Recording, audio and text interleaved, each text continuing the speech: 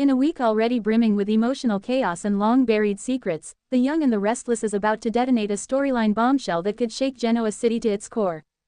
Sharon Newman, Sharon Case, finds herself in a moment of panic so gripping that she can barely speak. One phone call, to Nick Joshua Morrow, will send shockwaves across several families, while the arrival of Emmy winner Tamara Braun as the enigmatic Sienna Bacall will mark the beginning of a new, sinister chapter in Y&R history. This is not just another week in Genoa City.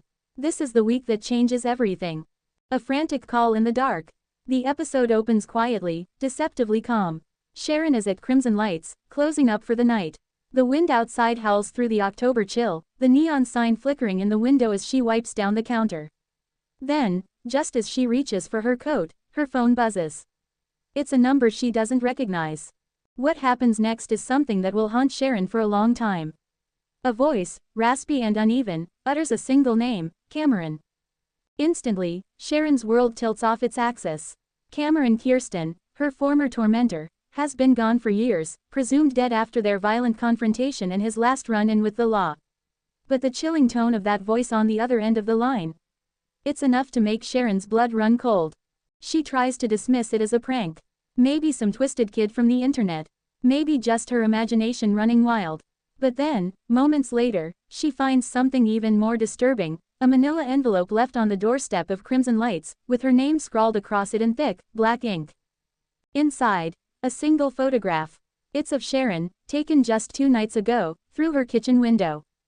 "Nick, I need you to come here. Right now." When Sharon calls Nick, her voice trembles so badly she can hardly get the words out. "Nick, something's wrong. I think someone's watching me." Nick doesn't hesitate. Within minutes, he's at the coffee house, his protective instincts in overdrive.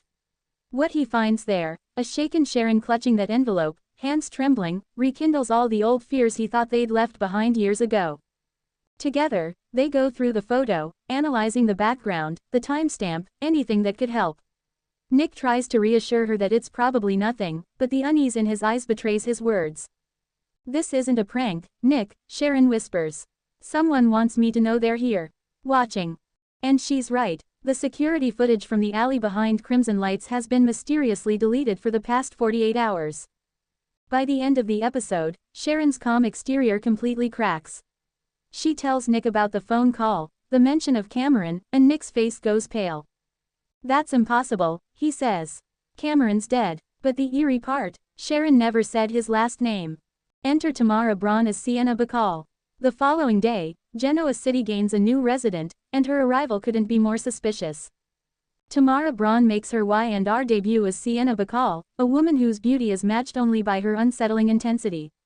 She walks into society like she owns the place, designer sunglasses, a black leather jacket, and an air of mystery that turns heads instantly. Abby Melissa Ordway welcomes her warmly, assuming she's another investor or visiting executive. But when Sienna orders a drink and casually mentions that she's new in town, looking for a few old friends, something in her tone feels off. Later, as she flips open her phone, a close-up reveals her lock screen, a grainy image of Sharon Newman. And for those with a sharp eye, there's something else, a thin scar along Sienna's wrist, half hidden beneath a gold bracelet. Who is Sienna Bacall? According to Y&R insiders, Tamara Braun's character will play a major role in the unfolding psychological thriller surrounding Sharon and Nick. But who exactly is Sienna Bacall, and what does she want? Early spoilers hint that she may be connected to Cameron Kirsten's shadowy past. Perhaps a former accomplice, perhaps a sister, or maybe even someone who believes Sharon played a role in Cameron's downfall. What's certain is that she's been watching Sharon for a long time. Her first stop after Society. The very same alley behind Crimson Lights where Sharon's security footage went missing. She lingers there, tracing her fingers along the brick wall, almost as if reliving a memory. "He told me everything," she murmurs. "And now it's my turn." It's a chilling scene that cements Sienna as one of the most mysterious and potentially dangerous characters Genoa City has seen in years. The new Sharon versus the old fear. Longtime Y&R fans know Sharon as a woman who's endured her share of trauma, mental health struggles, heartbreak, and unimaginable loss. But this time feels different. Sharon has rebuilt her life. She's found strength in peace. She runs a business. She's raised her children. She's finally happy. And yet, This new threat pulls her backward into the shadows she's fought so hard to escape. Nick sees it too, the haunted look returning to her eyes, the way she checks over her shoulder every few seconds. "I can't go through this again," she tells him one night. "Not after everything. Not after Mariah and Faith and everyone.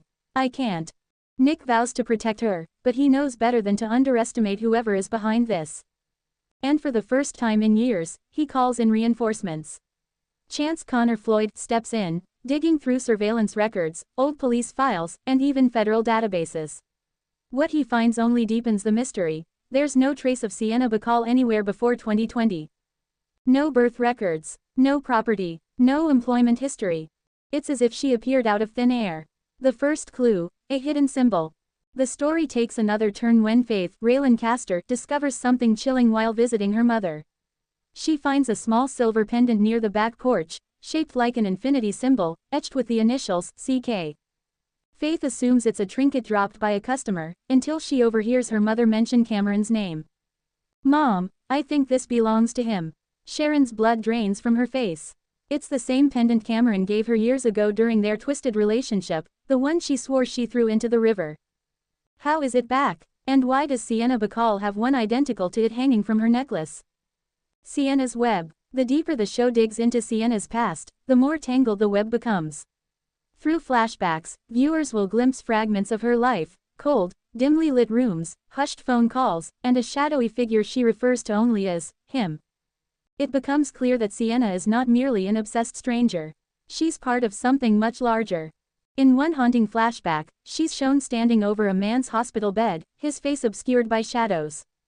"You'll get your revenge," she whispers. "I'll make sure of it." Could that man be Cameron? Or someone else entirely, pulling the strings from afar? Nick and Sharon, reunited by fear. As this mystery unfolds, Y&R is teasing a romantic rekindling between Nick and Sharon. Forced to rely on one another again, their old chemistry reignites like a match to dry kindling. Late one night, after a long day of questioning and fear, Nick stays over at Sharon's house to keep watch. They sit by the window, drinking tea, trying to keep things light. But when Sharon leans her head on his shoulder, the silence between them says everything. "We've been through too much to fall apart now," Nick tells her. "Then don't let me," she replies softly. Their bond, once tested by betrayal, tragedy, and time, feels stronger than ever. But will it be enough to withstand the storm that's coming? Sienna's first move. In Friday's cliffhanger episode, Sharon receives another envelope, this time hand-delivered. Inside, a single word, written in red ink.